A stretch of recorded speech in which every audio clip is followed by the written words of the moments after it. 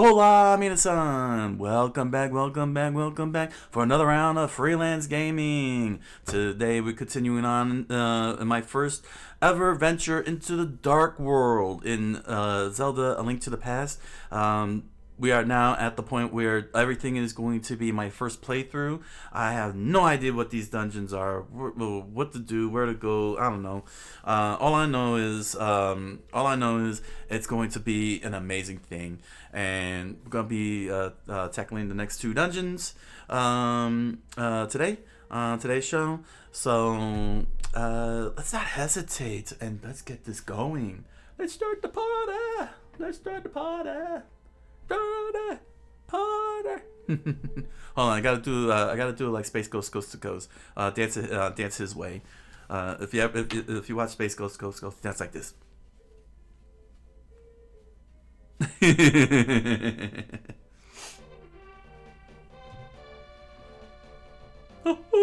I am Link, here to rescue you. Alright, so where am I? So according to the map, I saw number 1 is to the east. So that is where we're going.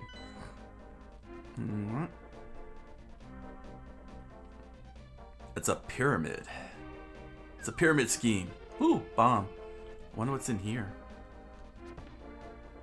Well, that didn't blow up. I just realized something. I don't have... Hey?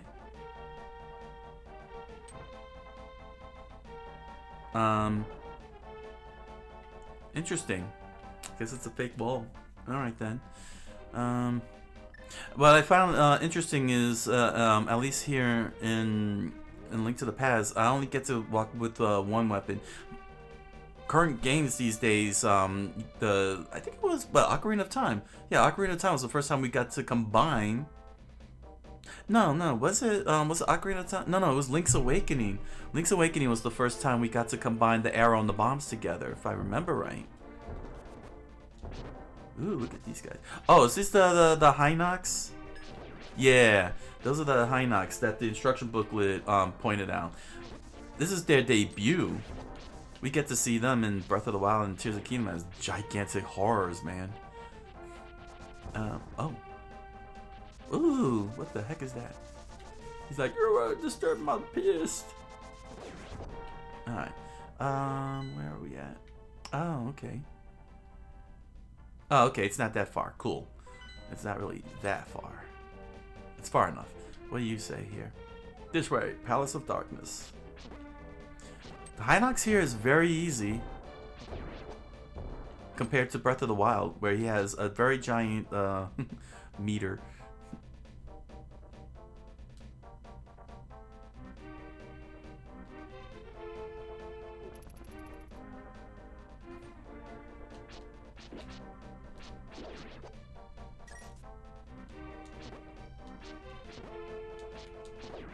There we go.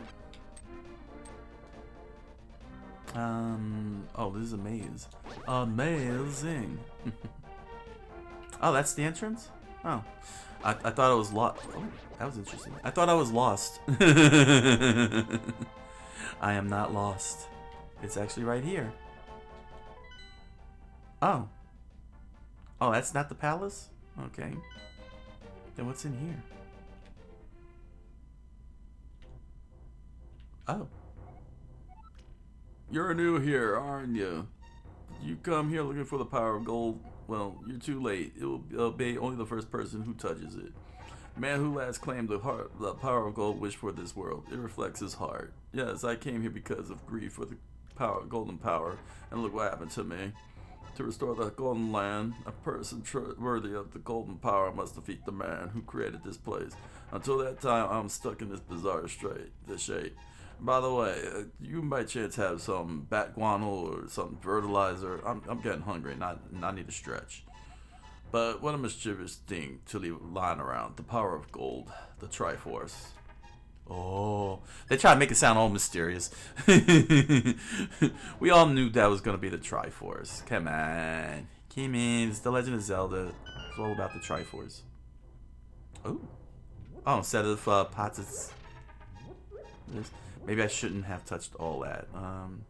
Very interesting. Yeah. Okay, that's the cave theme. I was wondering what that was.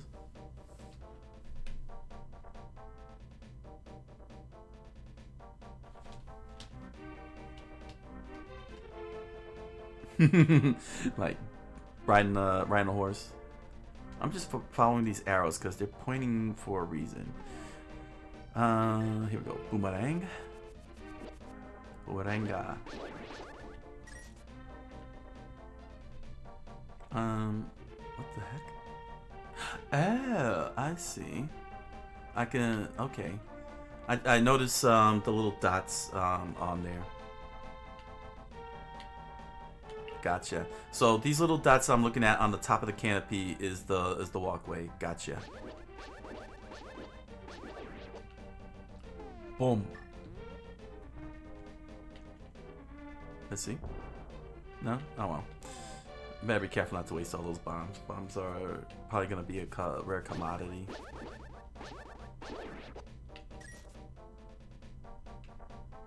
This way? It's a undead. Oh, there's the palace. Oh, it's teasing me. Oh, Nintendo, you're cheeky.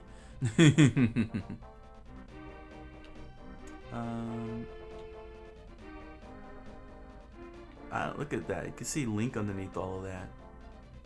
That's cool. What the? I'm Kiki the monkey, Kiki. I love rupees more than anything. Can you spend me 10 rupees with? Yeah, I could give him the 10 rupees. Good choice. I will accompany you for about Kiki. Hey, I saw you in Link's Awakening. You're gonna help me out. Here we go. We made it to the Palace of Darkness.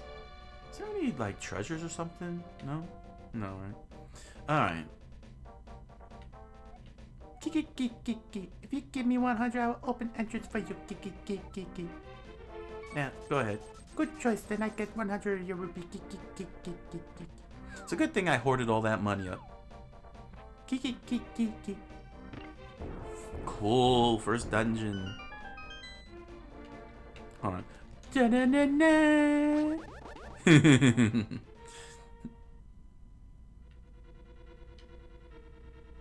we go. Mop. 2 floors. Okay. Oh, okay. That's a cool start.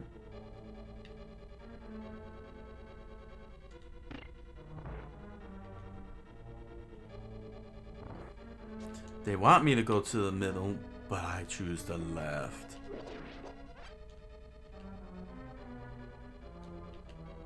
That's a good call too. Look at that. That would have just been an undead there until I get the key.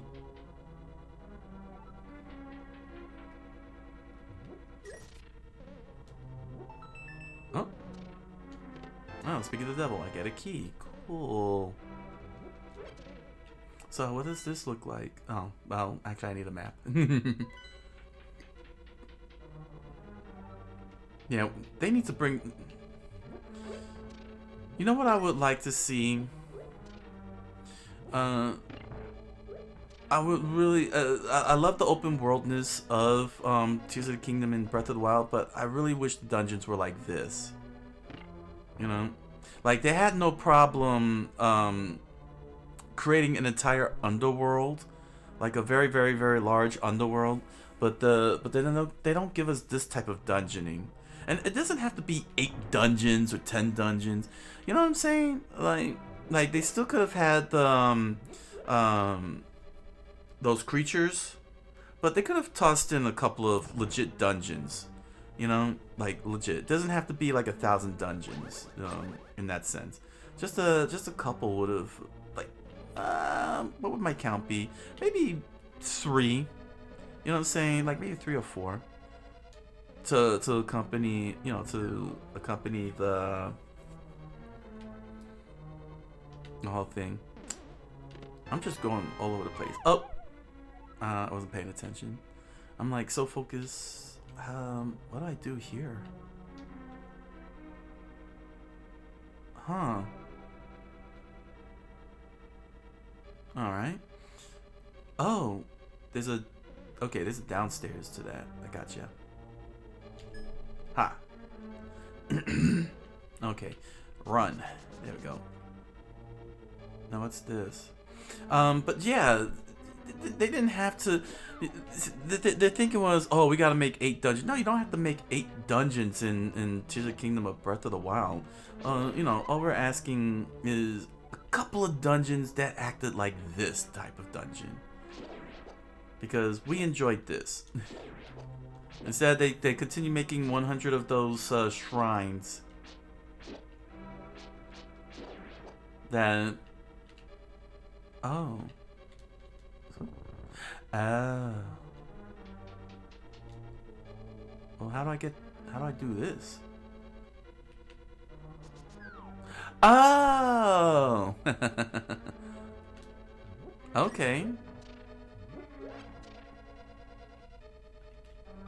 Oh.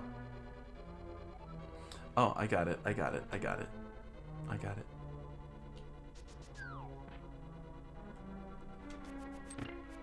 And I'm just like, oh. Well, when I'm supposed to finish my thought here. What is this here? Is there a trap under here? Oh, lots of life. Probably needed that. Oh, here we go. Cool. Oh. Can these be moved? Okay, there we go. Because how you say? Yeah. To finish my thought, yeah, there isn't any need for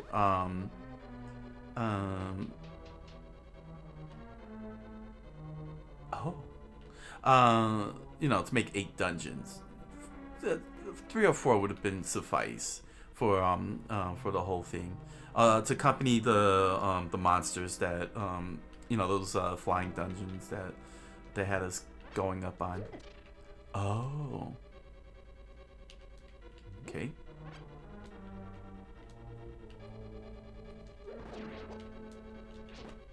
Oh, okay. But how am I gonna hit that one?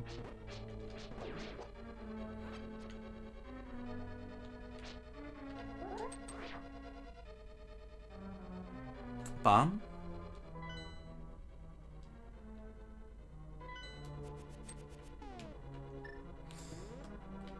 Yeah, I mean, I did enjoy Tears of the Kingdom, but yeah, it ended up feeling more samey.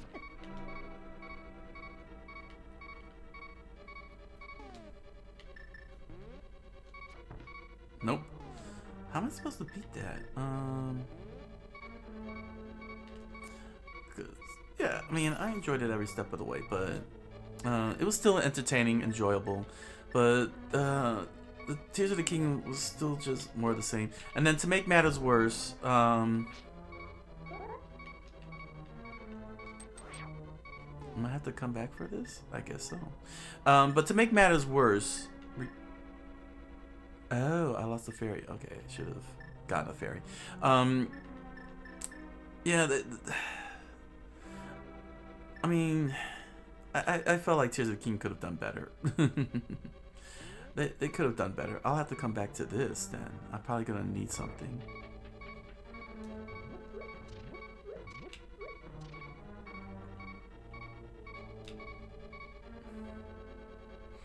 Oh.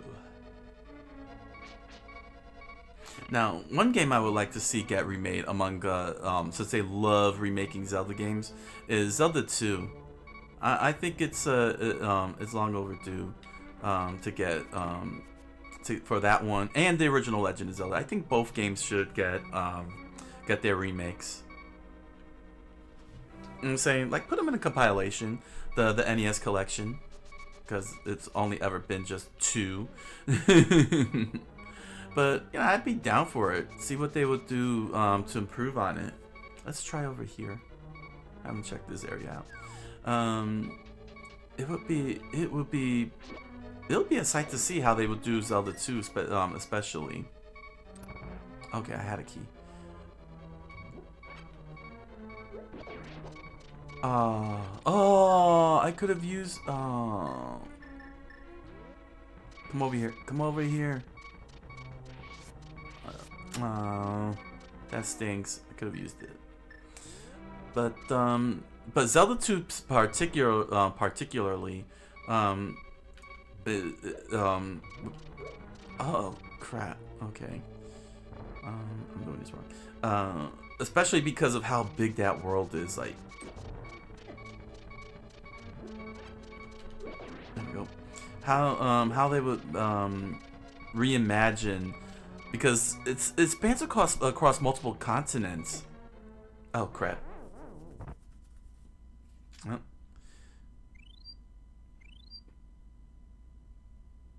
Oh right, I died. Okay, I remember what happened. I died against Aghanim, so that's why I lost the ferry. Well, now I died here. Yeah, cause Zelda 2 really was a tough game when I played it back in the day, and I had to get. Sadly enough, because the final palace was so hard and I was just wandering all over the place, I had to rely on Electronic Gaming Monthly magazine, which I think I still have. And there was I think there was somebody who I think it was a Q&A, one of those Q&A sections, and they spelled it out in text though, without a map. They explained in text. Oh, so that's where the boss is at. Gotcha. Explained in text how to navigate the whole thing. So I followed the text, which was pretty difficult, but I was able to make it to the final boss, and I got my butt whooped. What are you? Money. But nevertheless, I was glad that I was able to beat it finally.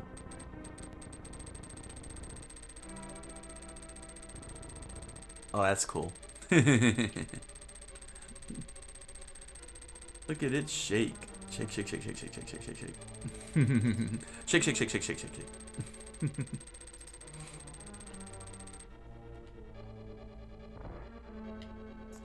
Okay, it brought me back here.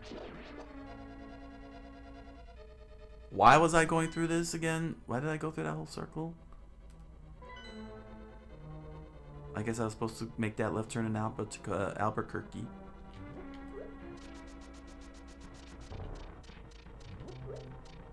I have no key. Okay, we're going to have to go and figure out what to do. Oh no, they're all following me. Alright, let's see here. Hold on. Why is this here? Can I bomb that? That'll be interesting. Oh my gosh, yeah. What's down here? Death.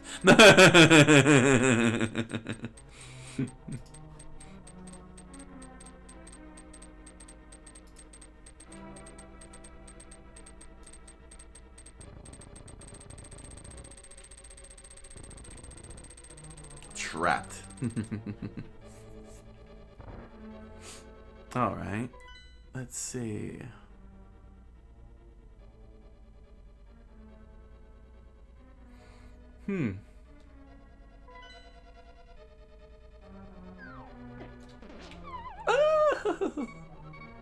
Oh crap, I'm gonna...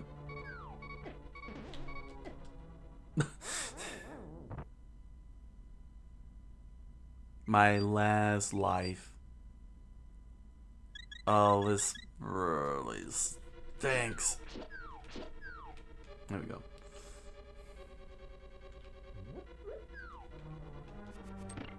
Well, Alright. Let me try the front area again.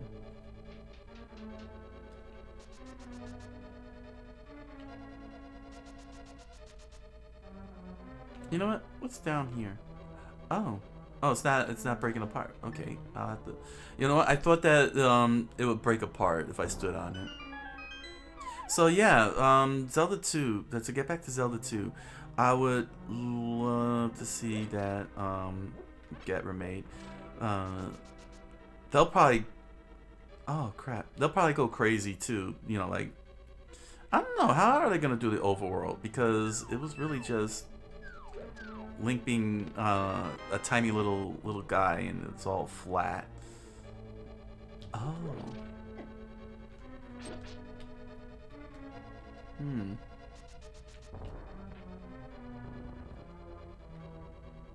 Well, that did nothing.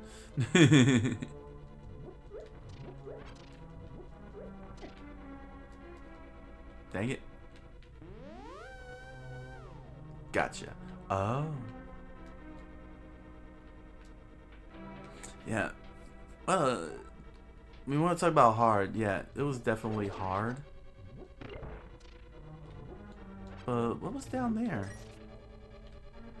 What's over here? Where did this go?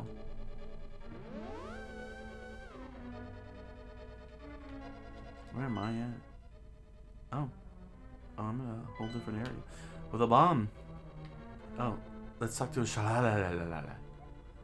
Link, don't you hear me? Oh, it's Zelda. Link, can you help me? It's me, Zelda. I am locked into the rock on top of Death Mountain. I know you're doing your best, but please hurry. Gave her the Scottish accent. You are Scottish now. And I keep trying to talk about Zelda too, and this game it just keeps surprising me right now. But you get the point. Remake the game! Why stop there?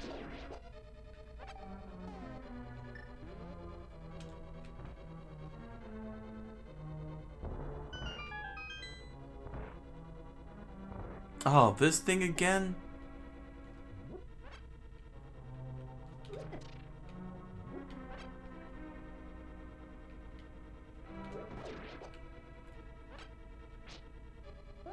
Oh, do I need the arrows?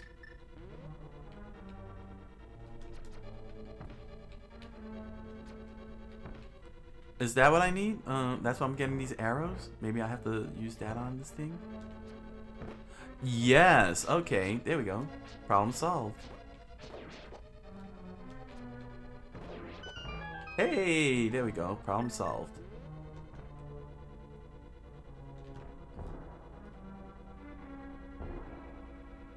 Oh well.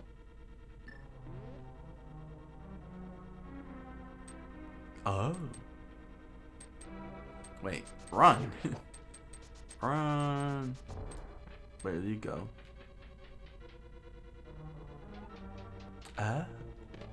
Map. You got the map, you got the map, you got the map. Can you say Aki?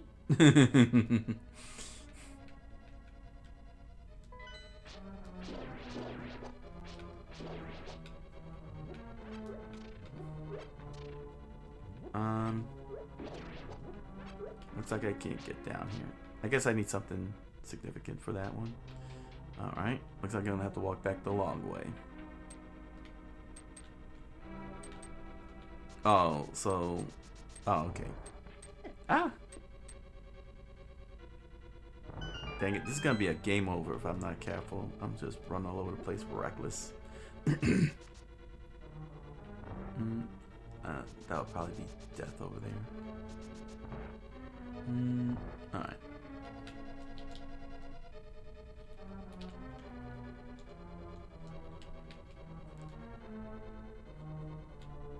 Oh, there we go. Man.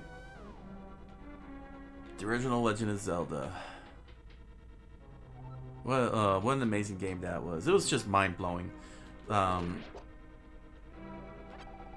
It was a mind-blowing experience. You know? Like... So, here's the way I could put it. Here's the way I could put it. Imagine, if you will, you know, you're playing the Atari 2600. So you're surrounded by nothing but, you know, squares and you're surrounded by pixelated, by squares and rectangles, right? when you jump into the NES, your whole first experience is the arcade adapted games and Super Mario Brothers, right? So you're used to seeing nothing but platformers until Dragon Warrior came out, which is Dragon Quest in the East. And you experience your first RPG type of experience, or if you had Ultima, one of those Ultima games, which was like more first person viewpoint. But the thing is that all these games were just so linear, right? It was linear. You only had one direction to go, no matter what. So here comes the Legend of Zelda. And it's an open world. You find yourself traveling everywhere. You're going all over the place, to all sorts of different places. And let me tell you something. I believe the meme goes. I think that's how the meme goes. So that was what my brain was. And let me tell you something. I went everywhere. I explored everywhere. Every time I got a new item like the raft or the ladder, I went everywhere. Everywhere I could go. What's down there? And man, it was the time of my life.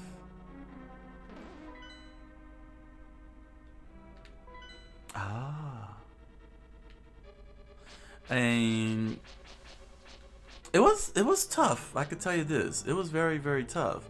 But somehow I managed it. I don't know how to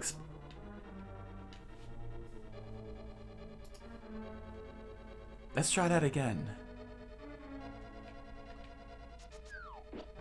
Oh, that is awesome. Alright, let's do this again. It's time for the rebound.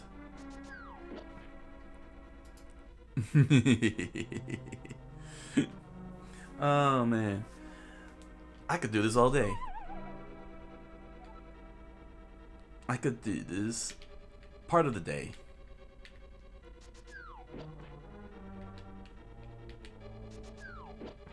I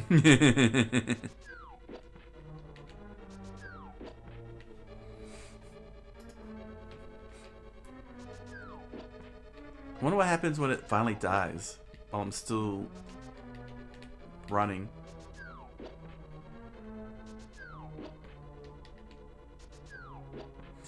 So regarding the original Legend of Zelda, it was just it was always fantastic whenever I got like an item like the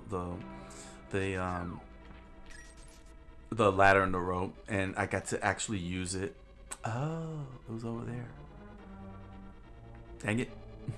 And one of the things I used to do that I did was I would get my hands on as many bombs as possible, and I would walk along the shoreline and I would bomb every single panel of wall. See, like how can I describe this?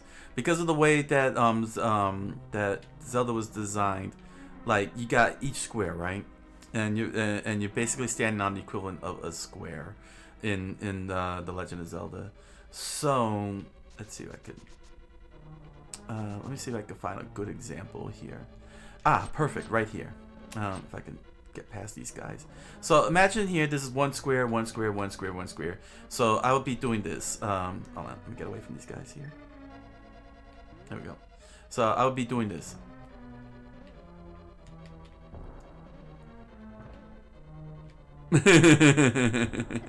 Oh, I'm gonna lose, aren't I? Just to show how it's done.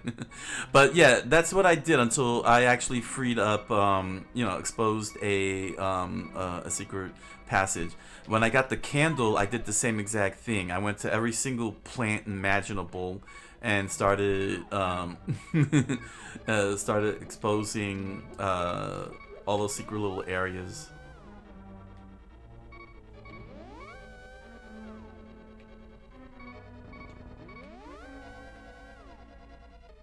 Oh, what's going on here? I'm about to die, so so I gotta like get back on focus here. I have no idea where I'm going. This is crazy. I think I'm gonna end up losing. Let's see, what else about Zelda? Oh yeah, the waterfalls. I would always press against whatever whatever water I could find, in the hopes of going into the room. Dang it.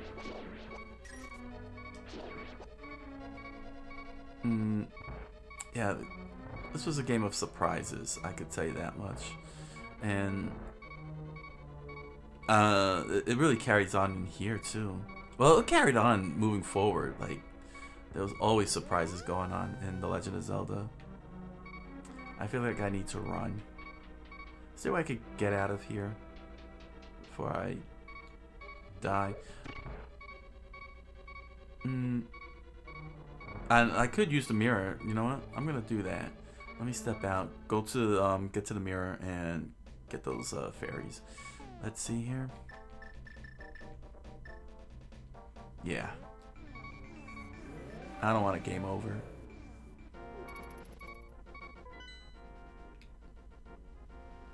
Oh wow, I put myself far away. Oh, that's right.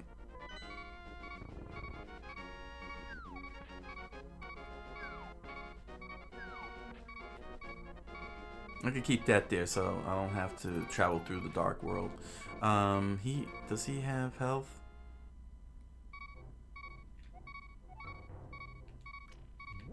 Okay. Alright, it's a start. Let me go and get the fairies. But nevertheless, the first Legend of Zelda, when you playing it the first time, was just amazing. Of course, I got thrown off by the whole flute thing, because it's like, oh, you gotta blow into it. I'm like, how do I blow into it? Because the localizers forgot that Legend is the NES doesn't come with the microphone, and I didn't even know at that time. See, I didn't. The funny thing is, I never even knew there was a Famicom. I just knew there was a Nintendo Entertainment System, and I think many of us back then knew that too, because you know, we didn't have access to the internet, we didn't have access to magazines yet, and even when we did have access to magazines, the magazines didn't mention anything about the family computer and all the Japanese stuff.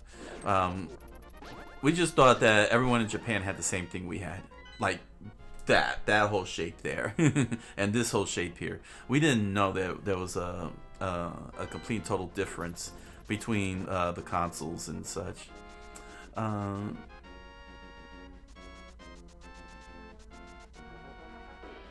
That was until an old friend, a very very very dear good friend of mine,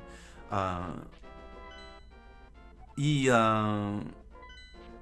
brought the family computer and showed it off to me for the first time. My brain didn't process it at that time because, you know, I'm again, to me, I'm still thinking it's this. So I'm thinking, you know, the family computer was a Chinese knockoff. Like, oh, this is a Chinese knockoff NES here. That's cool. And didn't even knew about localization, you know, about the region locking. Never knew about region locking because I tried to play my NES games on that family computer, the Famicom, and we were all baffled. We were like, wait, what's going on here, kind of thing. And we ultimately gave it up. But yeah, we didn't know that Nintendo completely, you know, redesigned the whole thing and so on. But for that one fleeting moment, you know, as a kid holding that family computer, even though I was unaware of it, when I think about it, it's like, yeah, man, that's really freaking awesome that, you know, my friend, you know, hooked me up. You know, hooked me up with the play. You know, saying like the whole thing was to let me play try out the whole family computer, but I didn't even know that was the real deal, which makes me very sad even more because only one game actually worked on it, oddly enough, and that was Contra. Contra was the only one that worked on it. All the other ones didn't. So it might have been a modified cartridge that we weren't aware of. But, you know, oh no, was it Japanese Contra? I'm not sure. I can't remember. I can't remember very well. But I do remember that he brought it, and it was just awesome. You know what I'm saying? You know what I'm saying? We're like, oh, cool. And it was disappointing, but now that I think about it, you know, today, reminiscing about it, it's freaking awesome. You know what I mean? That I got to touch the Famicom as a kid. You know, that I actually played it because Contra was the only game that worked on it. and it was cool that I actually got to play a little bit of the Famicom. Man, sure miss my old friend there. Haven't seen him in ages. I mean ages. We're talking decades. Not since the 80s. Hope he's doing fine. You know, everything turned out good for him.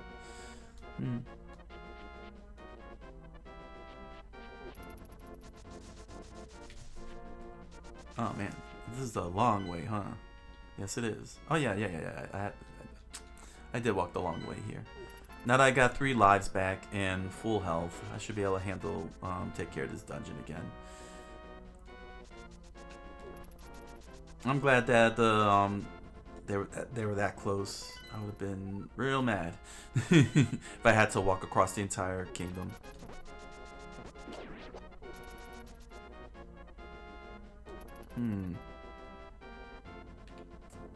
Okay, we're almost there. Then I gotta figure out what the heck I'm doing wrong. Dang it, die. Dang it, die too.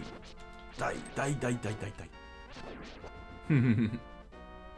You have robbed me of hearts. I can't do cool stuff.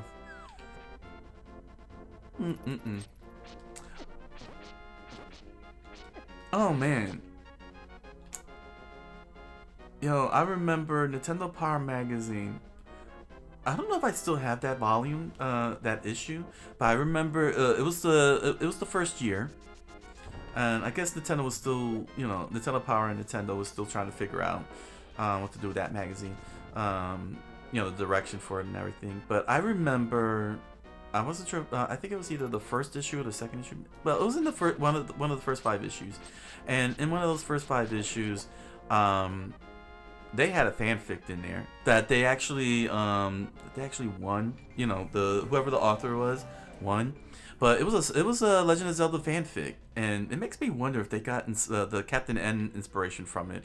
But basically, this I guess this kid, whoever it was that wrote this, you know, wrote about the original, you know, wrote the Legend of Zelda, and if I remember the plot right, it was about a kid who plays the NES Legend of Zelda. And he somehow had Link on speed dial because he could communicate with Link through the NES. And the kid was ready for another adventure, so he jumps into the Legend of Zelda, meets up with Link, and they both go and we're looking for the next dungeon, which was in the lake. And basically, I don't know what it is, but it felt like Nintendo picked it because it gave a clue as to how to you know, unlock the thing. Is this a? Oh right, brought me here. And so, what was funny about what was written, was that the kid brought food, right? He brought food. And it was peanut butter and jelly. Alright. Link ate the peanut butter jelly, of course. But because they didn't have, because the kid didn't bring any water, any milk or anything, Link started choking on it. Link started choking on the food. He's like, I'm dying. I'm gonna die if I don't get some water. And they had to get across the whole entire place, and eventually they found the lake, which was where where the dungeon was at. We had to blow the whistle to do the dungeon. But they try to play that out, man. They try to play that out. The Link is like drinking the water. It's like, oh, thank God. And then they're like all relaxing and chilling now that Link isn't dying, and suddenly he just randomly plays his whistle and unlocks the whole area. And before they could go into the dungeon, was all a tease. The kid doesn't go into the dungeon fighting the bad guys or anything. Instead, his mother calls out to him to clean his room or something like that, and he had to return home. And and it ends with the kid, looking back at the NES and Link waiting for him. Oh, it was dinner, I think. He had to go to dinner. He had to go to dinner, and it ends with the kid looking back at Link and Link winking at him or something, or waving at him as he waited, as he had to wait outside the dungeon for the kid to come back and play the game. Oh my gosh, that was my first experience with fanfic there. Before I even knew what fanfic was, but I've always found it weird that Nintendo had that story. Just as I'm finding it very weird that I have no idea where to go, what I'm doing at this point. I'm just wandering around aimlessly because I can't find the way to the dungeon. Oh, this way, right? Yeah. Oh my gosh, Nintendo Power Magazine. That was the thing, yo. That was the thing. Me and my cousin used to collect that stuff, man. Oh. But I stayed on that for a very long time. Well, for quite some time, actually. So I was like done with high school, actually. Yeah. I need a key. Oh, no. I need a key.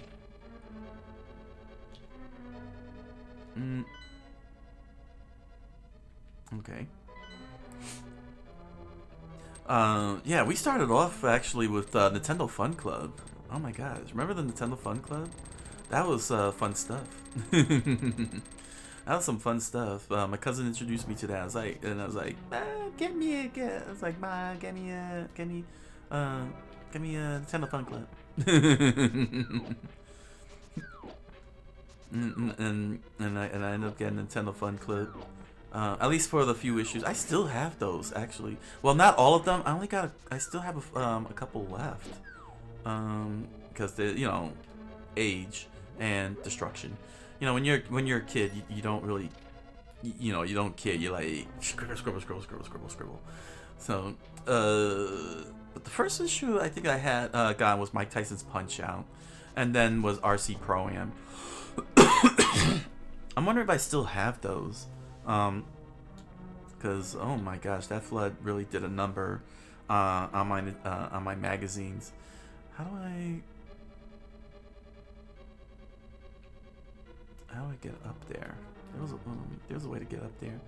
So yeah, like I despite the fact that a person would only read it once, I just read the same articles over and over and over and over again. It was pretty crazy. I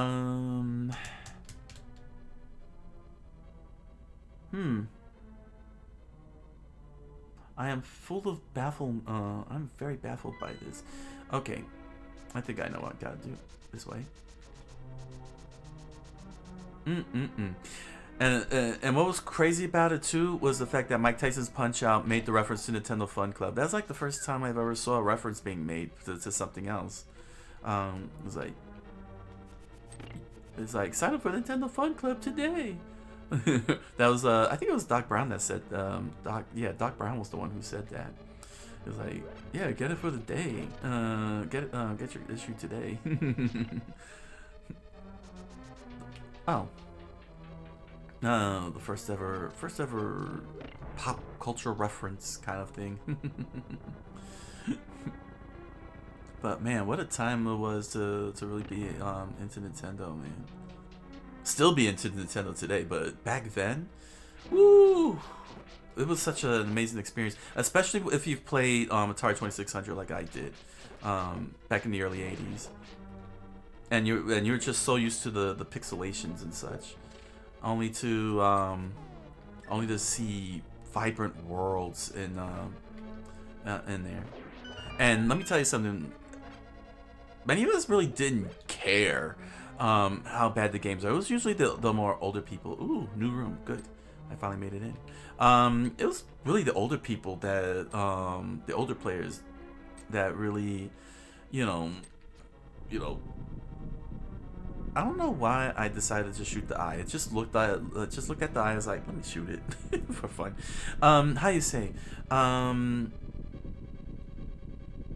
Yeah, it was really the older people back in the 80s that was noticing all those things. It was like really being hardcore. But me, it was like, oh, Karate Kid, sure.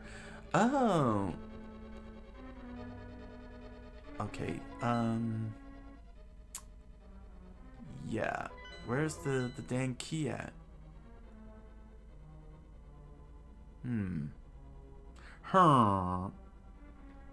Gotta figure this one out. But yeah, we didn't care. It was like, oh my gosh, it's the Karate Kid. I love the Karate Kid. And we just watched the Karate Kid. And we would just play the Karate Kid because we enjoyed watching the Karate Kid. Friday the 13th, I was like, I want Friday the 13th, even though I never saw a single movie in my life and will never will.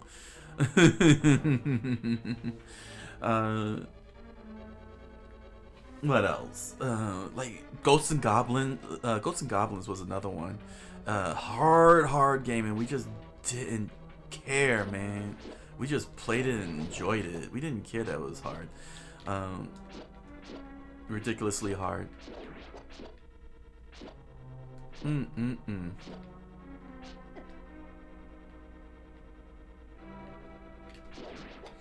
Where is the key? What am I doing wrong here? I'm doing something wrong. I gotta figure this out. I should have been done with this dungeon by now.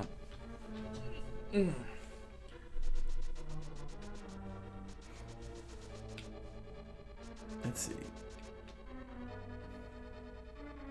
Yeah, how do I get here? This thing. How do I get to this? What am I missing? What am I missing?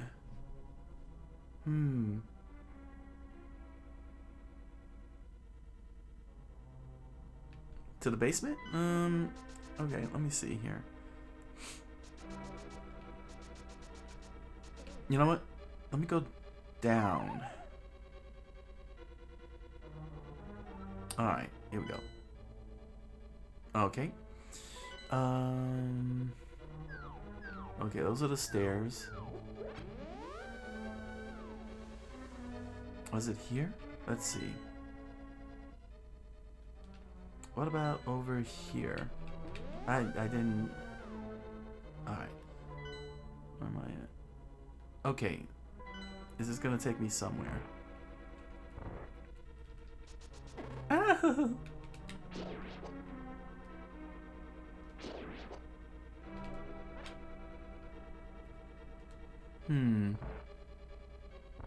Okay.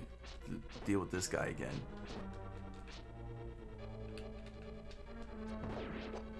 Alright.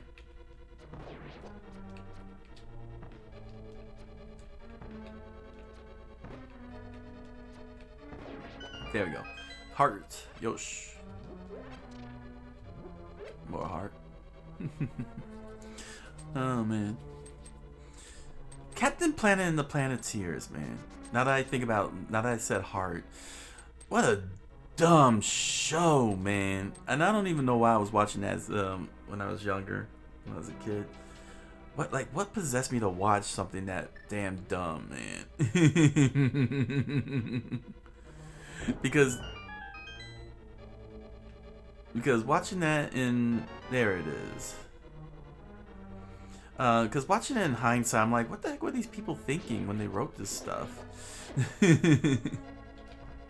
One of the mind-blowing ones was the one, oh, cool. It is another one. When they were talking about overpopulation, I'm like, what does this have to do with destroying the environment?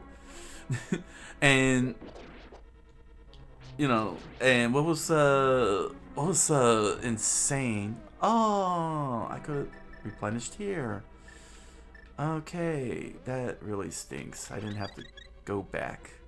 One of the crazy things was I forgot what her name is. She was from China, and she was talking about there are countries that have a 2-child program, and and I'm like, what?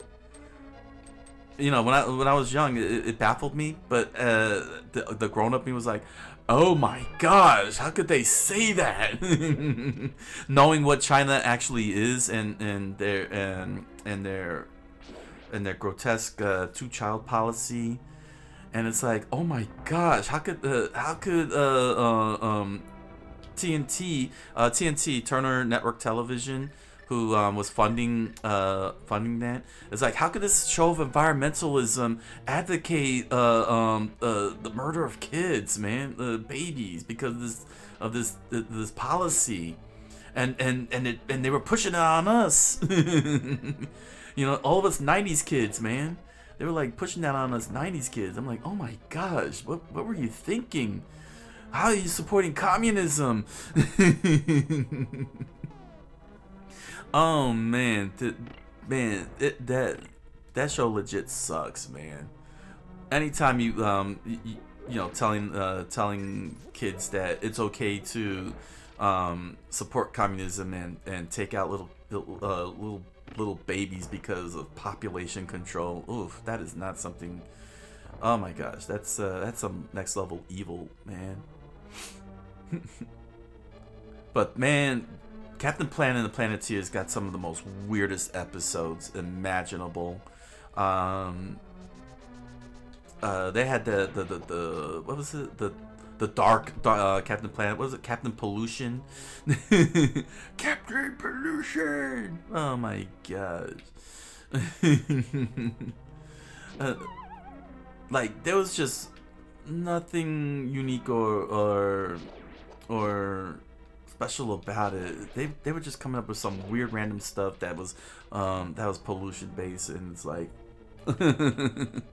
you know, the adult me, the young kid me was like, yeah, fight the planet, save the planet, this, that. But the adult me is like, oh my gosh, they're so full they're so full of it. Yes, I needed to do this, didn't I? Yeah, there we go. I never got to see the Don Cheadle Captain Planet. I heard that they had that Don Cheadle dressed up as Captain Planet and did that. Very interesting. But I know that Robot Chicken did Captain Planet because that meme from that skit, Captain Planet, and they had Ted Turner dressed up as Captain Planet. Which, need I mind you, Cartoon Network was owned by Turner Network Television. I think it was run by Turner Network Television. I can't remember. The Turner, oh no, Hanna-Barbera. Man, the media today, the way that they're acquiring, all these studios, it's hard to keep track who owned what. But Turner, Warner Brothers took over Turner, right? And in turn got Hanna-Barbera, DC. What else? Oh my, what the heck? Oh jeez. Oh, these guys here. The other ones that's doing that. Oh gosh, it's yeah. The '90s was an awesome time. The '80s was rocking. All the cool things happened in those decades. Don't know what happened after all that. We all know what happened. All happened on that one. Oh man, the 2000s. All right, so I got a key. Okay. All right, we got a wall here. Wall.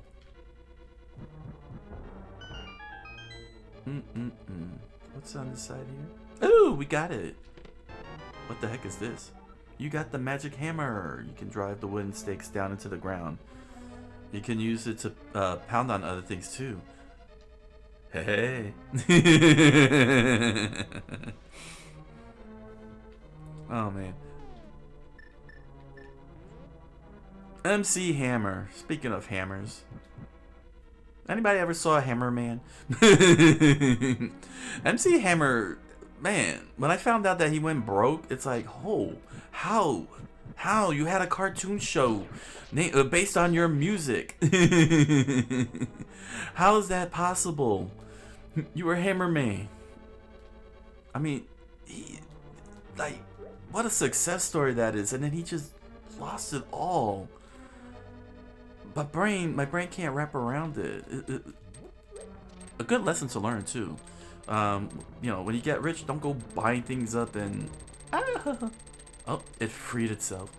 And yeah, don't be a hammerman. Is what I'm saying. You're rich, invest. Make a company, make a corporation. Jay-Z got it right. Jay-Z got it right. Make a corporation, become a multi-billionaire mogul. Now where am I going now? Ow. I'm going all over the place, but where I'm supposed to be, which is right here. Here we go. Yeah, but Hammerman, about talking dancing shoes that give MC Hammer the power of Hammer, of being MC Hammer, basically. Gave him the power to become MC Hammer, even though he's already MC Hammer. Oh my gosh, and that wasn't the only one either. In terms of cartoons back in the 90s, there was a lot of weird stuff. Roseanne Barr had a cartoon called Little Rosie. What else? Who else? Oh, Martin Short. He had the Grim Adventures of Ed Grimley, based on his character Ed Grimley. Oh, John Candy. He had Camp Candy, and he played as himself, a camp counselor. And then in the 80s, had Punky Brewster. No, but that was based on the actual character. We're talking about, oh, yeah, the Michael Jordan, Wayne Gretzky, and Bo Jackson had the cartoon All Stars. The WWF, known as WWE now, they had the rock and roll wrestling back in the 80s on Saturday morning cartoons. What else? In the 90s, Michael Jordan, Wayne Gretzky, and Bo Jackson teamed up and had a cartoon show based on them, and they were superheroes somehow. and they were supposed to represent their respective sports, but Bo Jackson played both baseball and football, so Bo knows everything. But of course, Tribe Called Quest made it very clear that Bo don't know jack because Bo can't rap. So, where am I supposed to go next now? Am I supposed to go down?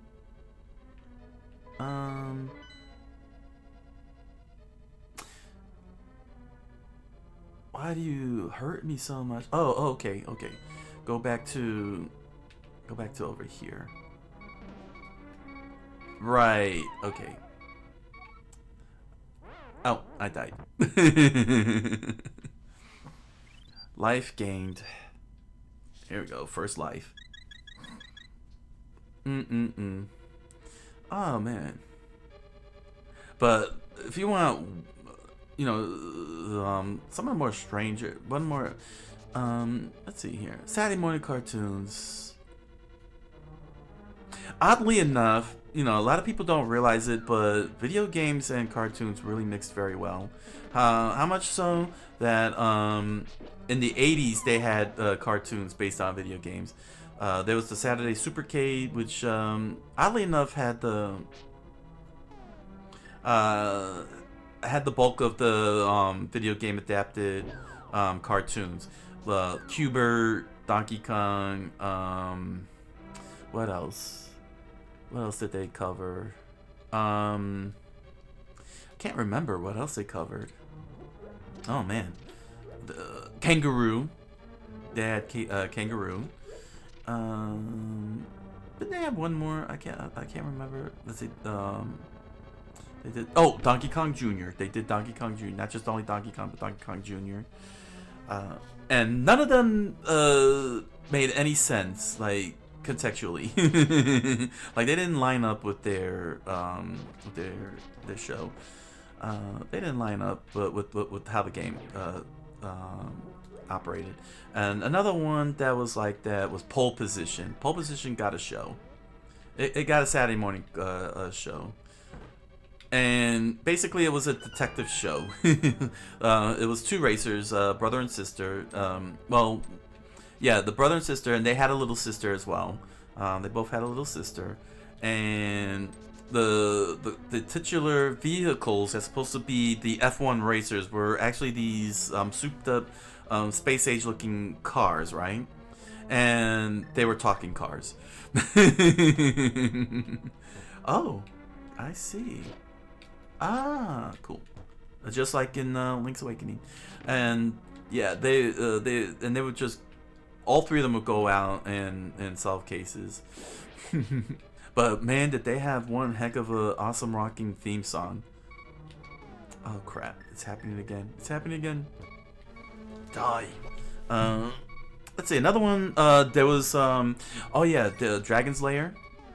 Dragon's Lair from, Don Bluth. Don Bluth made the Dragon Lair arcade game along with Space Ace, and both of those games got a cartoon show. The Dragon's Lair one was interesting, where Space Ace was more of a straightforward action adventure episode. What they did with Dragon's Lair was that they would cut to commercial, but before commercial break, Dork the Daring would have two paths, and they would ask the audience, which path is he gonna take? And you had to guess which one it was. Let's see. Then Nintendo happened, and now this was during the time of the Atari 2600. These shows were coming out, and then Nintendo happened, and we ended up with the Super Mario Bros. Super Show, which is pretty awesome. You know, saying it's like, ooh, more video game shows. You know what I'm saying? And let me tell you something. Dang it. How do you say? It definitely gave us everything Mario. You know, Mario getting the Fire Flower. The one thing that Mario never had in the Super Mario Bros. Super Show, the Super Mario Bros. Cartoon, was the Super Mushroom. Like, he never grew. Oh, I was supposed to go this way. It's alright. He never got the Super Mushroom to grow. He had all the other power-ups, well, which was just only the Fire Flower, actually. Honestly, it was just only the Fire Flower, right? Yeah. Oh, that was it? Okay. I thought there was some secret going there. But never, oh, okay. But never did they have the Super Mushroom. And then the live action show would spoil freaking Legend of Zelda cartoon, because Legend of Zelda would be aired on Friday only, and they would be like, yeah, here's a preview, and the preview pretty much exposed everything, gave away the whole entire thing. All right, it's boss fight time. I guess I'm gonna need the hammer for this. So it was okay. I figured as much. I just swung at it for. Alright. Oh, it's not working.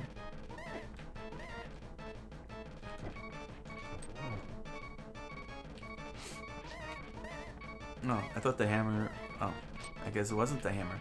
Is it the bombs then? Here we go. Okay, bombs. Then how in the world did I hit it? Oh, must have been a glitch or something. Woo! Really? Oh, you missed. Aha! Alright, let's do the arrows here.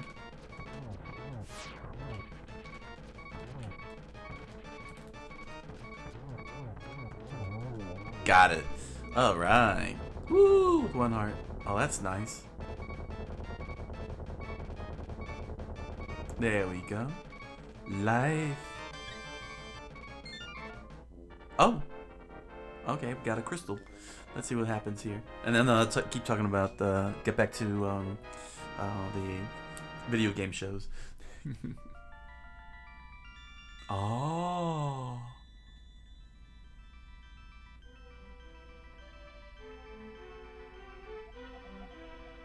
Link, because of you, like, I can escape from the clutches, like, of the evil monsters. Thank you. This world used to be like, the Golden Land and some junk, but where the Triforce was hidden and all that. But because, like Ganon, he's like the boss of the thieves and some junk. Wish the world would be transformed.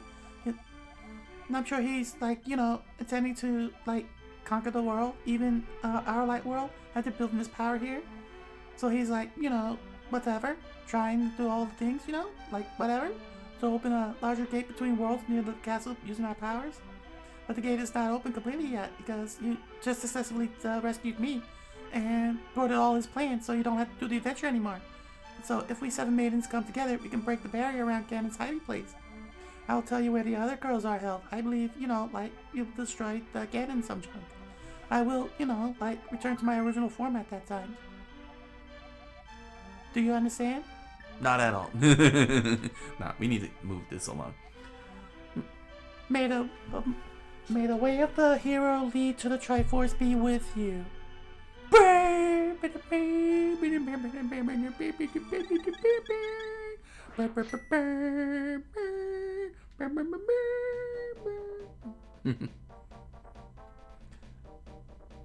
Next location. Oh, she gave me every location. Well, thank you. Thank you very much.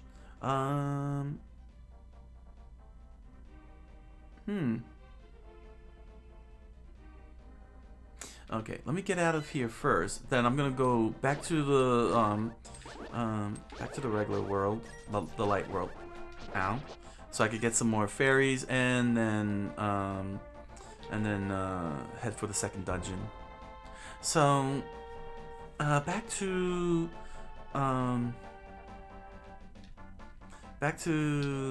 Saturday morning cartoons here. Yeah, so that's when let's see. Was there any other? No, that was the only thing that was on syndication was Super Mario Brothers, Super Show and The Legend of Zelda. So here comes Captain N the Game Master, which blew all our minds, because Nintendo, this was peak Nintendo at this point, man, and it was pretty cool seeing that so many third-party companies joined in on it, Capcom, Konami, and the like, and had their characters on there teaming up with Nintendo's characters. Like this was Smash Bros. Before Smash Brothers, man. This was before the World of Light, before the World of Light taking on the evil Mother Brain, which would have been really awesome. Oh. Oh, the world has opened up to me, I see. How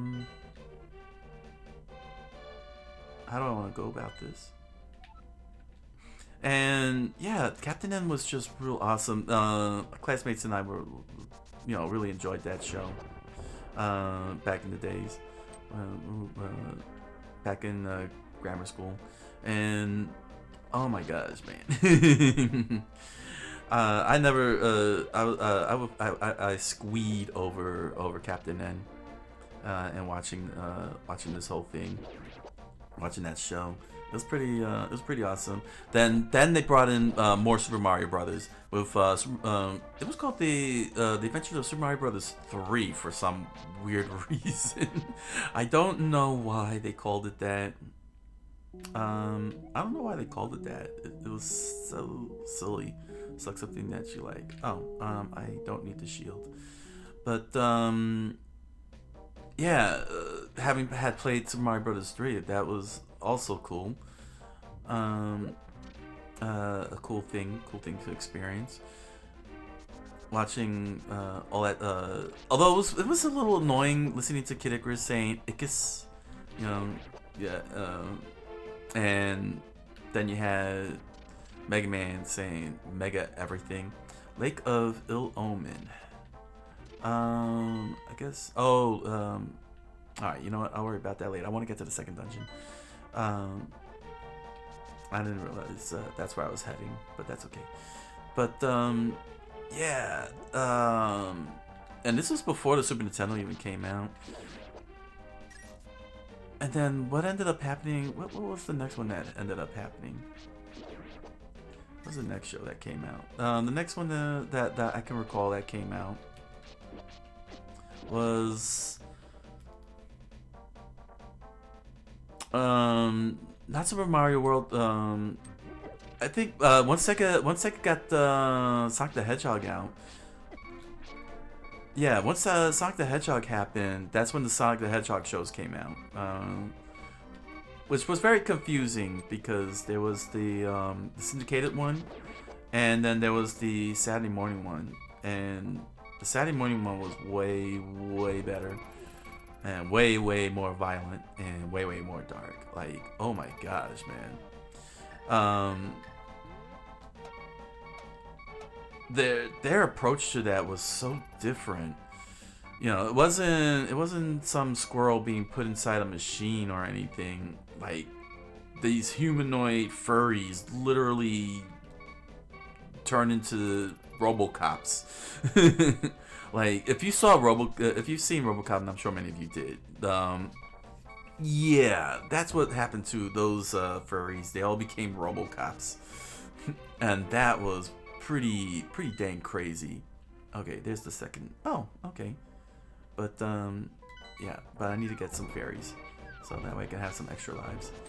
Yeah, man, they went crazy on that one. Like, seriously, it was pretty mind-blowing approach to it, and it was like the darkest out of all the video game adapted cartoons. Because all the others were very lighthearted or adventurous, like Zelda and Captain N. They were adventurous, but or it was comical and fun and lighthearted, like in the case of Super Mario Brothers. But dang, man, they leaned hard with Sonic the Hedgehog on Saturday morning, and yeah, they left us on a nasty cliffhanger, man. Don't know why. Don't know why, but that's the way they went about it. But I never, but by then, I didn't care for the comics, for the Sonic comics. Caught a fairy, keep it in a bottle. And by then, yeah, by the time you know, I entered high school, Saturday morning cartoons started waning slowly, like phasing out type of thing. Because what ended up happening was Saturday anime on Sci-Fi Channel, Akira, and shows like Akira. No, not shows. They were showing movies, anime movies like Akira and Cat's Eye, Record of Lodoss War. What else were they? What else were they showing? Project Eiko, Tenchi Muyo Love. Like, I was getting introduced to anime from there, and that's when the anime shows started popping up, man. Started popping off in the 90s. So at that point, I didn't care for the Saturday morning cartoons, and Nickelodeon was also going away. The only Nickelodeon show that I was watching was Ren and Stimpy, and that's because that was some tripped up craziness coming out of Ren and Stimpy, and I didn't really care about any of that other stuff either. Oh, cool! I can kill these things. But yeah, what else? Yeah. And then I stumbled onto other video game adapted cartoons like Sonic Underground. I was like, ew, what's all these other creatures, man? And then there was Donkey Kong Country, which had musical numbers. I was like, I don't care. I just stopped caring at that point. And anime just started. I just started leaning into anime at that point, man. Dragon. Let's see. Well, I kind of went through a whole thing. I would recommend going over to my YouTube writing channel. I explain exactly what how Sailor Moon convinced me on anime's writing potential.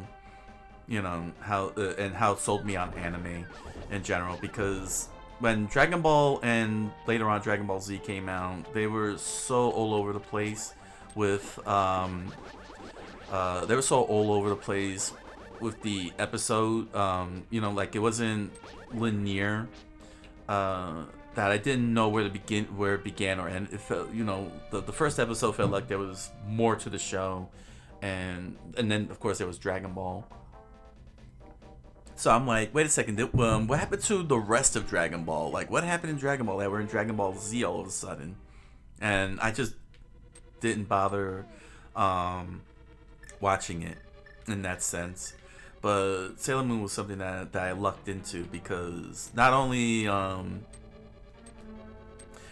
did I see... Oh, okay, what's going on here? Objects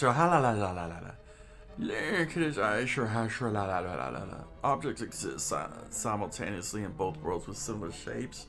If the form of a thing changes, it will affect the shape of its twin in the other world. Oh, so if I get that open somehow, then I'll be able to get to the other side. Okay. Alright, well, let's figure that one out. But, yeah, I go into greater detail how Sailor Moon did it, but got me convinced of anime, because at the time I was just watching anime movies, and if I had not watched Sailor Moon, I would no interest, no escape. Okay, I would never have watched anime ever. I would have just been like, I would have treated watching Saturday anime on Sci-Fi Channel as a temporary phase kind of thing. And I would have just stayed focused on video games entirely. I would have been casually dismissing anime altogether in my adulthood. But because of what... Oh.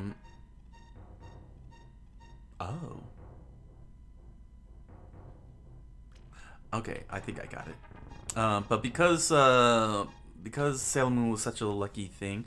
Oh, okay. Was such a lucky thing that I saw.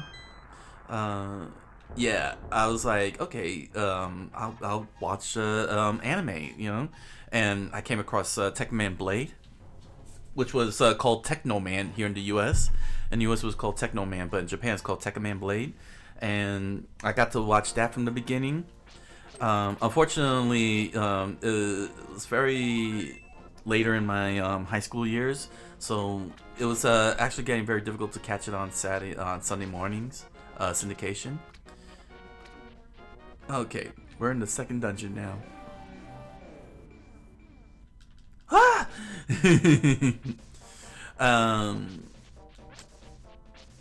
So, yeah. Yeah, that was how I ended up getting into anime, like for real, because of Sailor Moon.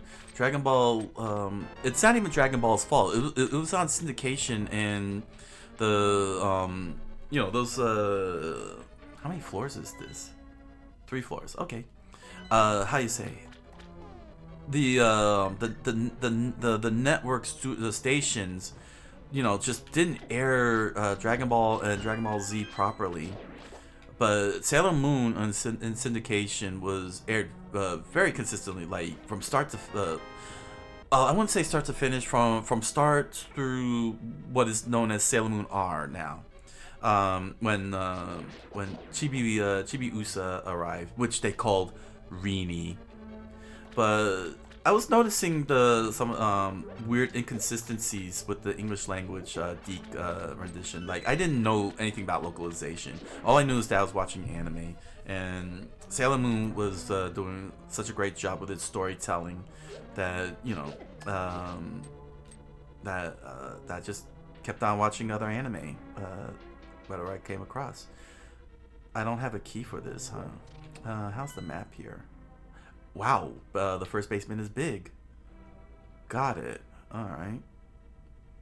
So I gotta solve the first basement. So yeah. But yeah, go over to my YouTube writing channel. I got a whole video explaining how Sailor Moon sold me on anime and got me into and how the anime influences my works, a lot of my works. So now I'm into anime, right? I got into anime. Whatever chance I got to, whatever chance I got to watch anime. I didn't see Japanese language ones at the time. It was the dubs, not the subs. Especially the butchered ones, you know what I'm saying? Because it was on television. I was just watching that. I was just watching anime on the television. And eventually, yeah, I didn't start picking up that until, wow, after high school when I started getting, yeah, when I started getting the jobs, right? Once I started working, you know, I was still in my fanboyish phase with the Nintendo. That is until Xbox happened. I favored the Dreamcast, which is what I still have to this day. This was this Dreamcast I got when it was launched. Well, no, it wasn't launched. Sorry, correction. I didn't get the Dreamcast until it started dying in its life cycle. Like when Sega really botched up the. Oh, okay. When Sega really botched everything up, and I was like, yeah, Dreamcast is awesome. So I scooped it up, right? Because it was on fire sale. Yeah, it was a total fire sale, and I lucked into it because this was the one with the Sega Smash Pack, and I was like, cool, it comes with free 12 games here. And at every chance I got, I was able to scoop up Sonic Adventures, Skies of Arcadia, and so on. Wow, this is a weird thing here, and I'm dying again. I died. Where was I at? Yeah, and I was scooping all that up. So I didn't care for the PS2 because, you know, I was a diehard Nintendo fanboy. So I didn't even care for Sega either. But the Dreamcast was just too awesome to ignore, and I went ahead and scooped up the Dreamcast when it became available. Oh, here's a door. When it became available on the cheap, and I scooped up as many of these games as I could, especially the fighting games. Like the vast majority of the fighting games I got, I scooped them up when they were still being released, before Sega collapsed the Dreamcast. And what ended up happening was that then... What the heck is this type of place here? What ended up happening was Xbox. I was like, why is Microsoft getting in on this? And I just wasn't feeling the Xbox, and I still don't feel the Xbox. Feel the X... Why? I need something better. I need the big key. How you say? So I wasn't feeling the Xbox, and a lot of anime was starting to, and I was buying anime VHS tapes. There we go. So I was buying the anime VHS tapes, right? And is there a reason here for this? Let me see here. Maybe similar? No. And so I was buying the VHS tapes. So ultimately, I started seeing these the DVDs for anime and all these shows that I've never seen before. And what the crazy thing is too. Here's the crazy thing. The VHS tapes were really getting expensive, and let's see.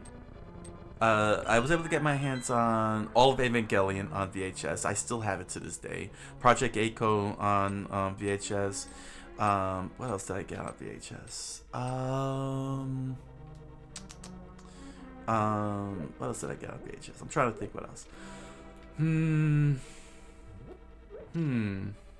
Oh, cool. I'm over here now. Yes. Dual Parallel Adventures, which was the first time I ever picked up an anime that wasn't on TV. You know, saying things like that, and yeah, and I even got Fatal Fury and Street Fighter and the Street Fighter movies. Fatal Fury and the Street Fighter movies, like all 3 Fatal Fury movies. Akira. I also got Akira. Oh, is there a way to doing this? Gotcha. I screwed that one up. And then when Xbox happened, I was like, no. And I saw all the DVDs happening, all the anime DVDs happening. So I was like, okay, I'm not gonna buy this DVD player. It's too expensive. The DVD players were very expensive. But you know what wasn't expensive for a DVD player? The PlayStation 2. And so this was the first time I fully, I guess you could say, grew up and got over my fanboyish behavior and picked up the PS2. And my first DVD set was Blue Seed.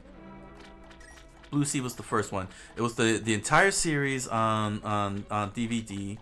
I still have it to this day. It was my first anime. And oh, how does this work here? Interesting. It's gonna drop me off somewhere. I'm not gonna like that. Let me explore a little more here. Oh, that's all I can explore. So yeah, and since then I started scooping up all sorts of DVDs. They were very expensive too, Fushigi and so on. But yeah, that's how I expanded into anime. That's all it got me. Dang. And I see. Okay. And so yeah, I never looked back with anime, and I never looked back in anime. And what ended up getting me into Japanese culture, what got me into Japanese culture, was this Cardcaptor Sakura.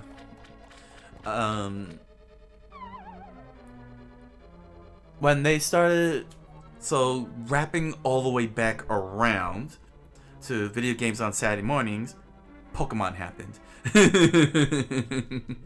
Pokemon the video game happened. I forgot to hit a switch. I see. I gotta hit a switch. Pokemon happened. It was I saw it on syndication, and all of a sudden it looped back, and I was like, "What happened to Pokemon?" And it turned out that the Kids WB scooped it up for Saturday morning cartoons. So I never watched Pokemon again. I stopped watching Pokemon. Man, where's the Switch at? I need to find the Switch. So I never watched Pokemon again, but I was watching anime. Oh, okay, it's on the other side. But I was still watching anime. And what ended up happening, what was it that ended up happening?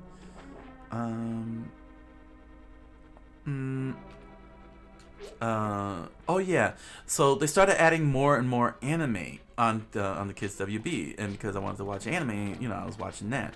And so they had card captors, what they call in the US card captors, which was Cardcaptor Sakura. And that's when I started having access to the internet and started learning the truth about localization. And didn't know that what happened in with Cardcaptor Sakura, and by extension Dragon Ball, Dragon Ball Z, Sailor Moon, so on, all these things that I was watching, right? That they were the victims of localization, where they Americanized the shows. So I started learning more and more. As I learned more and more about it, I was like, okay, so then what's Japanese culture about? Because they stripped away the Japanese culture from all this anime. And the things that I found out shocked the heck out of me, when, especially because of Cardcaptor Sakura, and what they did. And what I found out was the titular character, Sakura, was completely pushed aside because they wanted the main character to be a boy instead of a girl to sell to boys. And that really blew my mind that they would do that they went there. And the more I started digging in on localizations on all the stuff, the more I started pushing away from watching dubs and subs and all that stuff. Like, I didn't want to see any English language anime. And I started watching more and more Japanese anime.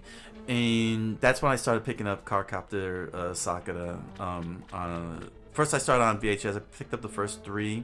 And the first three VHS tapes. And then I switched over to DVDs. And saw all the differences. And it was because of these differences that I started delving more and more into Japanese culture. As I started leaning into being a writer. And Japanese culture was starting to influence my writings, and I just went full deep dive at this point. Oh, okay, here I can bomb here. All right. So yeah, that's how I ended up getting dove into Japanese culture. You know, it was all thanks to all that. You know, Sailor Moon. Without Sailor Moon, I would never have jumped into anime, and if not for the stupidity of localization, I would never have learned about Japanese culture and the BS that they put into that. These guys put into that. Oh, I am on this side here, and oh my gosh, I'm gonna die again. How many fairies do I? Okay, I still got one more. I may have to leave, but okay. So, okay. Dang it.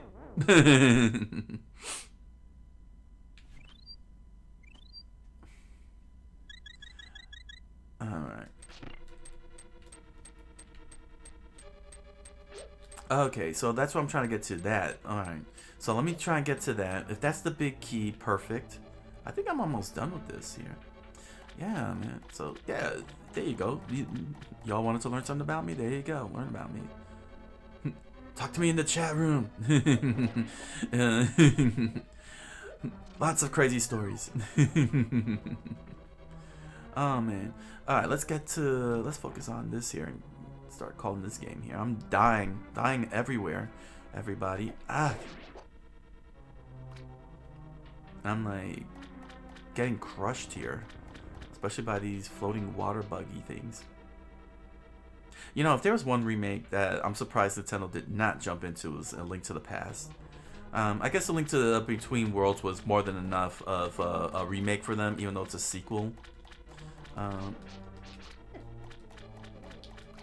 Screw it. I'm just gonna have to run it because if I get this big key, I'm gonna escape. But yeah, Legend of Zelda makes sense. You know, saying why bother remaking Link to the Past when we did all that with Link Between Worlds kind of thing. Be a big key, please. Yes, finally we got a big key. All right. So what I'll probably do, I'm gonna need to heal. Not so much heal. Wow. They just follow me. Yeah, but yeah, this should get remake too. I know everybody's like, why more remakes? I don't know. I don't know.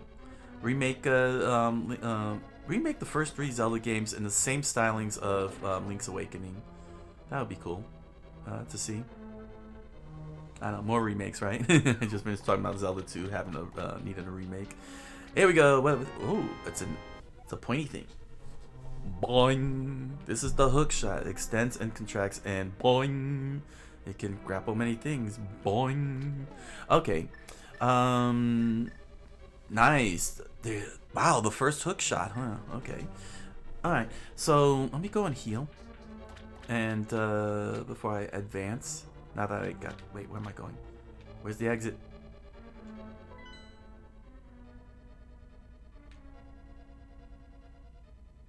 Alright, I can go this way then. Ow. No way I'm gonna be able to beat this without some health.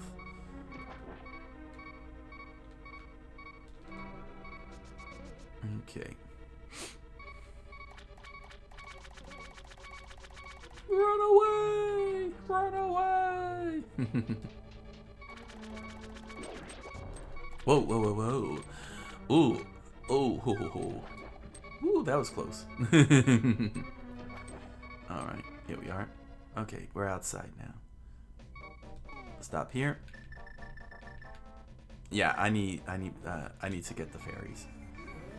Now watch I die right here.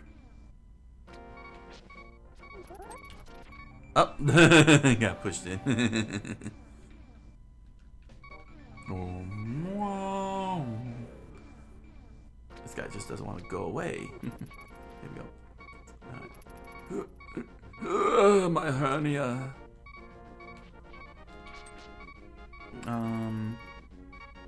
Weapon?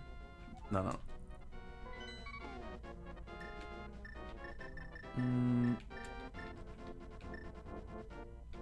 Arrows. Okay, that didn't work. And yet I could. Ah! Run!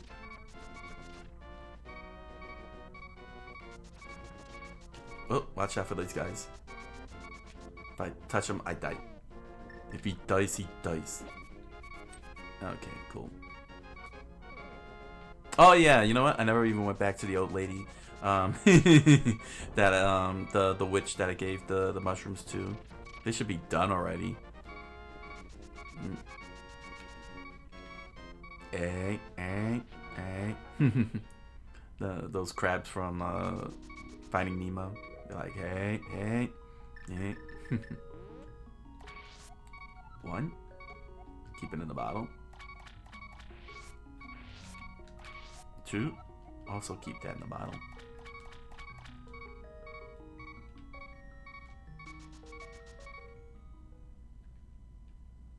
One more time.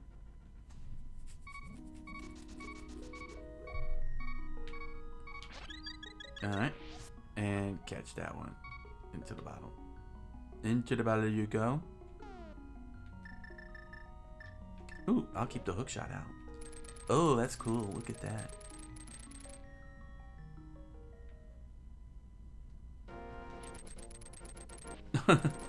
Oh, I could pull it back?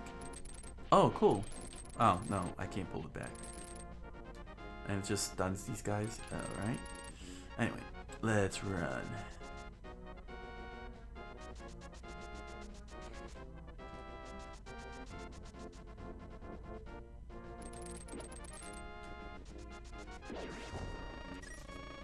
Uh-oh.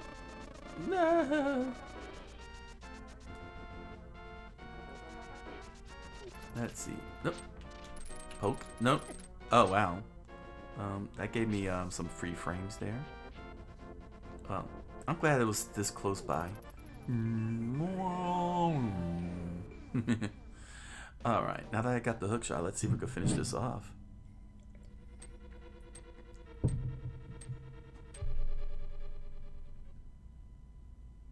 I didn't realize it resets the whole thing. That's messed up, man. If I had known it did that, I would have came here first. Oh, wait. Duh. Oh boy. Sorry, guys. Speaking of which, I need to add the hook shot. Oh, let me add the hook shot.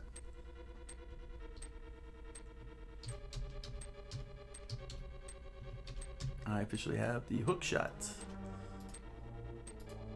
And then I gotta go back and fill this up with water. That's actually dumb. Should have stayed permanent, quite honestly.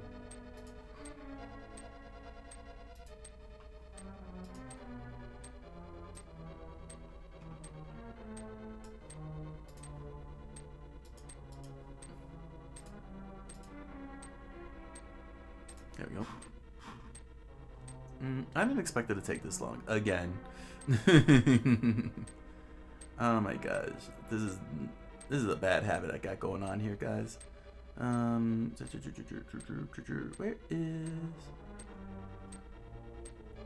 the heck is the link to the past? Oh, it was all the way up here in the first. There we go. There we go. Done. Updated. There we go. Hook shot. No, it took away my thing. Game info. Here we go. How dare you do this to me? There we go. Hook shot. Done. Oh no, the immersion. The immersion.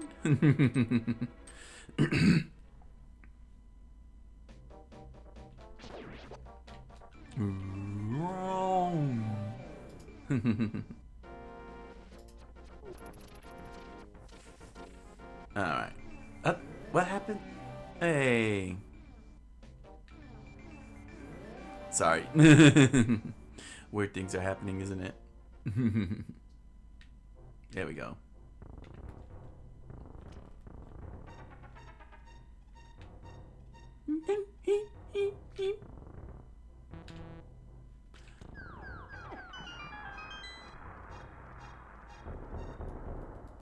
There we go. That's a little better.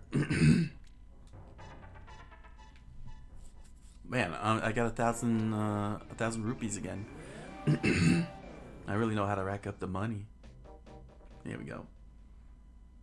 There we go. Let's see. Alright, set up the hook shot. Wonder what I'm supposed to hook this up to.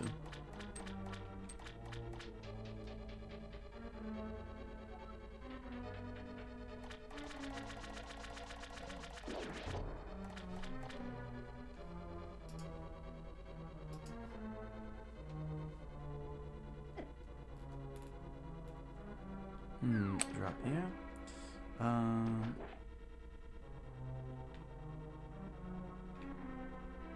No, I need to go to the center.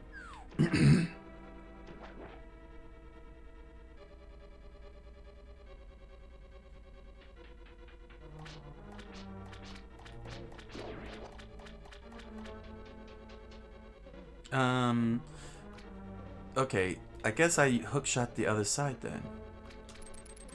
Okay, cool. But I don't have the key. Well, that stinks. Great, where do I get the key at? Basement 2? Oh. Oh my gosh, this is only... Oh my gosh, there's still more of this. I didn't even realize it. All I did... Oh, man. Oh, okay, if I can... Okay, I got it. That's my Joe Pesci impression. Oh, key, got it. Okay. Died.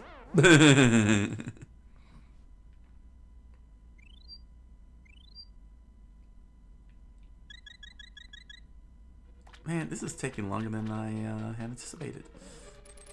What's going on over here? Ah. Alright, well, at least now I can move forward. Alright, at least I have to, at least I can go through this door here and then move forward.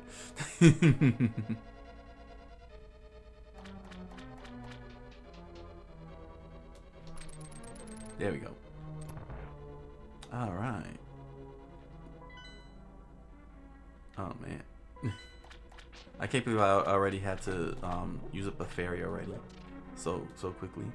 Oh, there's downstairs here. Let's go downstairs. I gotta remove all that water. Gotcha.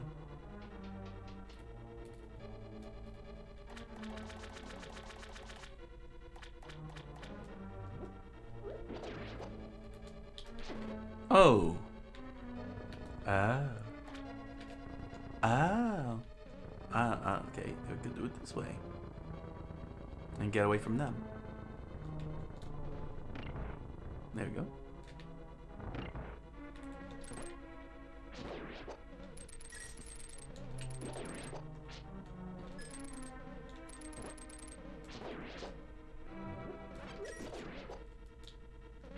There we go.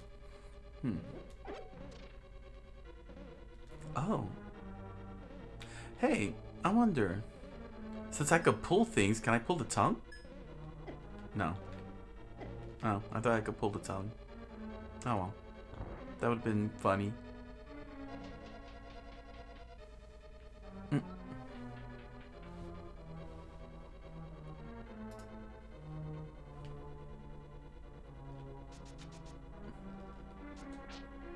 Oh, I have to go to the other side? Oh, that's annoying. Well, that's done. Oh, I see. Well, that's done.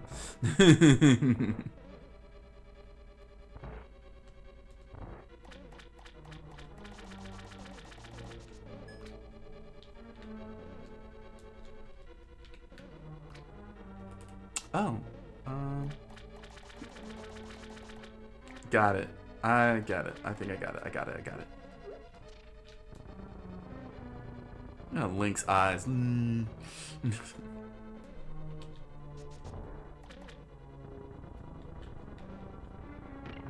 me see the other side. Ah, there we go. Okay. Now we can go down here.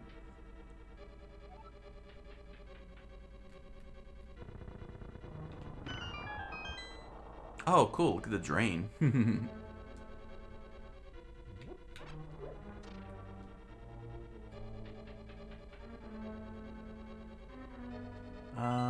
Where am I at?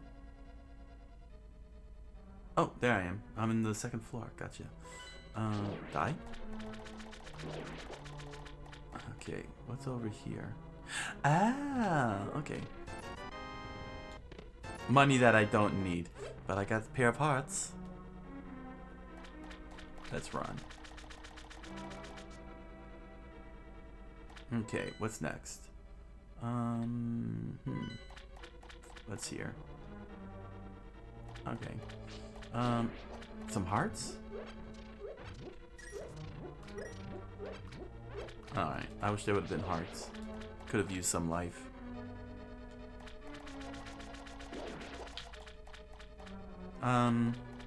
Oh, push these out. Ow.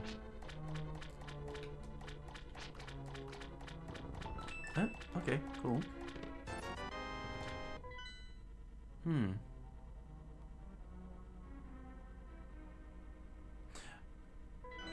Wait, is there something here? Like a... Oh!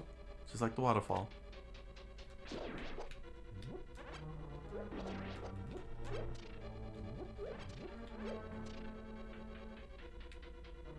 Let's see... Run. There we go. What the heck are those?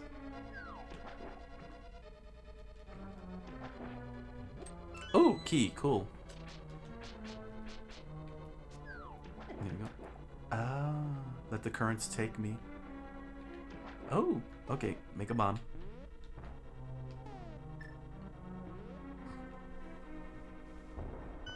Ow. Oh, boss time, huh? Okay.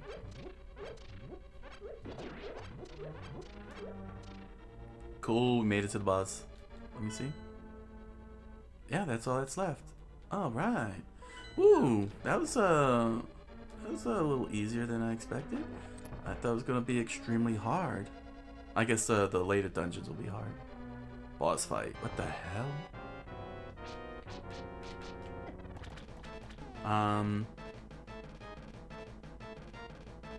Oh, do I use the hook shot?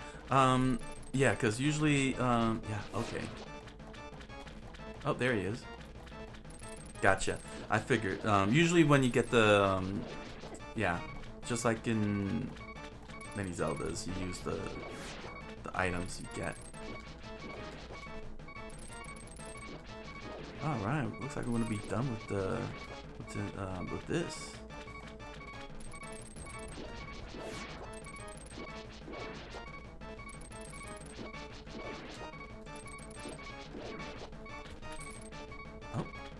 Other side.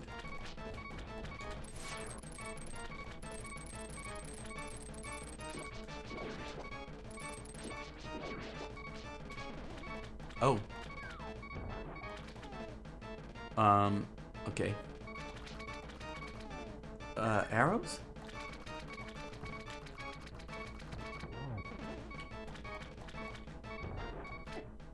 Oh, I died again.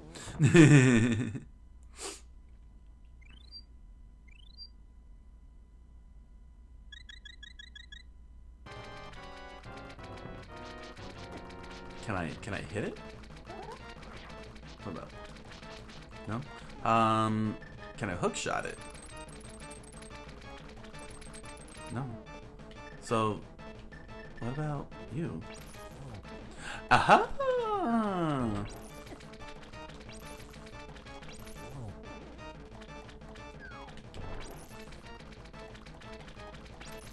Oh, I'm missing it. Nope. Oh, how many fairies do I have left? Oh boy, I'm down to my last bottle. Yeah, sure. Magic power. You can't use this now. Ah, crap. Alright, Boomerang? Dang it. I'm gonna end up losing this. Oh man, this is annoying. Like, how am I hitting him?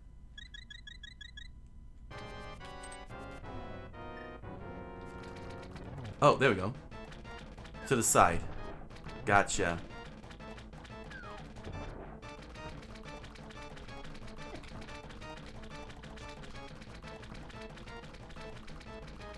Wow, this is a fair... Oh, okay, I got him. Wow, that's annoying. Like, very thin, hitbox. Alright, we did it. 2 dungeons down. Yes.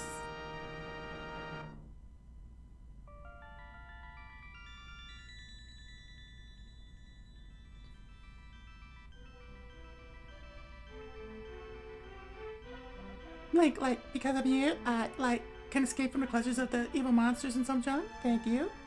The Triforce will grant the wishes of whoever touches it, you know, like, whatever, as long as that person lives. That is why it was hidden in the Golden Land, like, you know, only a select few knew of its location and some junk. But some, at some point that knowledge was lost. The person who discovered the Golden Land was, like, some dude named Ganondorf, the evil thief. Oh, interesting. Ganondorf was back in Link to the Past. Gotcha. I thought it was, I thought that started in Ocarina of Time. Luckily, he couldn't, like, you know, figure out some junk about how to return to the light world and all that. Well, remember that you have a magical powers, which only the hero can make the most of, and some things. Like, you know, whatever. There are some other magical warping points, like the one you saw on Death Mountain and such. By using them, like, you know, whatever, totally, you can go and between the 2 worlds and find the evils hidden in the Dark World and some stuff. You are the only one who can destroy Ganondorf, the thief, no, Ganon, the evil king of darkness, and all that. Do you understand? Yeah. Sure.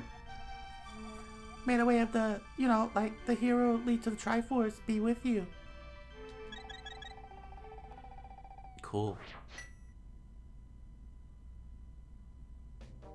Alright. Alright, we'll stop here. Woo! Oh man. Oh, that's great. 2 dungeons down. How many more to go? Let's see. 2, 4. Let's see, 5, and plus Ganon. Because I'm assuming Ganon has his dungeon. So yeah, 2 down and 6 to go. Cool. Cool. All right. Oh man.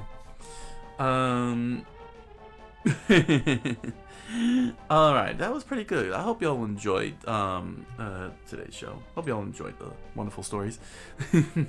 Don't hesitate to comment, like, subscribe, follow. You know you want to. And I'll be back with more Zelda. So thank you all for joining me, and I wish you all a good night, a buenas noches, and oya suminasai.